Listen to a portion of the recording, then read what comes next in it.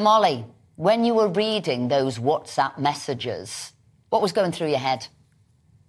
Yeah, it's been an upsetting week, actually, because everything that's coming out in these messages, it's funny, isn't it? On the one hand, it tells us nothing new. This is sadly what we suspected all along. I mean, it's been obvious from the start. In fact, we went back and we looked at the very first letter, the letter that led to us for them being created. That was May 2020, and it was an open letter to Gavin Williamson, saying that we were very concerned that no one had thought about kids and asking very politely for the evidential basis of the decisions. In that case, it was the decision to require very strict social distancing, including for young children, and the decision to keep schools closed. This was during the first school closures.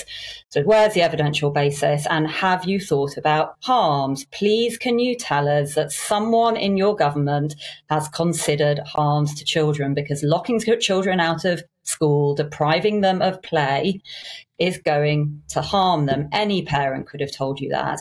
And actually what we've learned is that, so far with each of these interventions that were very harmful to children, they were treated so casually. There is such flippancy in the face of such egregious and widespread harm to children. And I have to say, I've been in tears a lot of the week, because you just think, how has this happened in a society that proclaims to care about children? It is really, really shocking.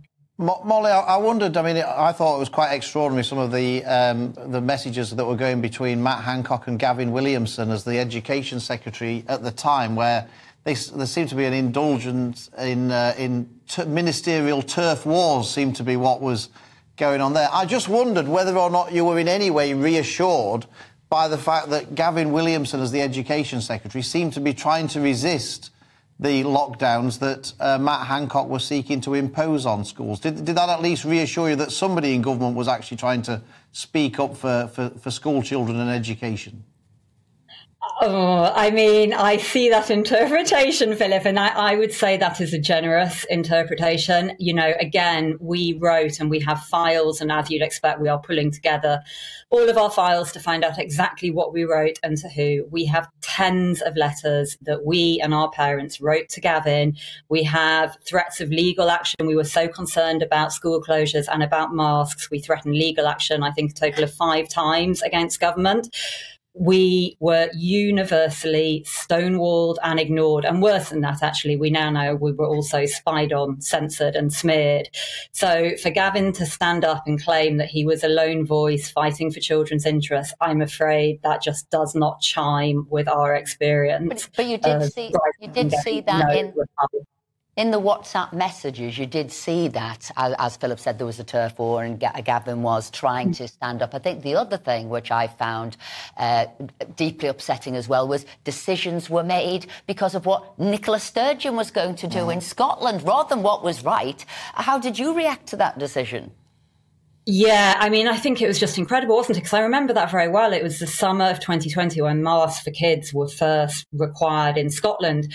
And I remember we had a Scottish group and they were very, very, very upset about this. And I remember saying, they won't do it here. They won't do it here. Our ministers are more sensible than that. And you can kind of see it coming. And then, of course, they did do it. And I think the really upsetting decision point for masks came a little later, when obviously we know also from the WhatsApp messages that masks were required in classrooms, really against almost Chris Whitty's advice. It was very clear there was no rationale for this, yet they were required anyway. And I think, as we heard from so many of our parents, requiring children to wear masks for 7, 8 hours a day, if you include transport, was just such a detrimental measure. It never should have been contemplated.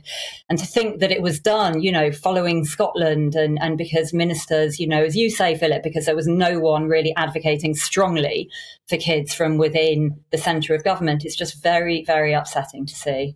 Molly, whether it was the Ofsted report that was really damaging to what the impact had been to children who are impacted the least from the actual coronavirus, but actually impacted the most from lockdown. So whether it was about mental health, whether it was about social development, whether it was about educational, behavioural.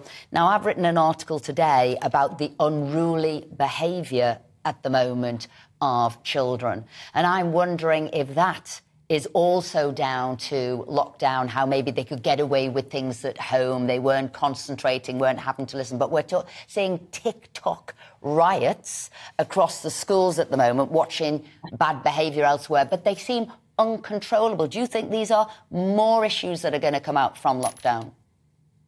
I think this is exactly right, Esther. And I think, you know, you've hit the nail on the head that a lot of the harms and consequences, sadly, were, you know, not only predictable, but predicted. But I think we do also have this bucket of unforeseen consequences, which is that actually we've opened a can of worms. We've taught children that schooling wasn't important, and we have really degraded. We talked about this last week, I think the week before, wasn't it? You know, we really have degraded the quality and the expectations attaching to education. And it is no surprise that these children, many of whom at key transition points in life have missed long periods of school, are finding it really hard to get back into the discipline and the rigor. So it's very sad. And, you know, certainly the stats on absences from school are really quite shocking. I think at the moment we have 1 in 4 children regularly absent from school. That's a quarter, obviously, of school children. That it's just a really concerning place for us to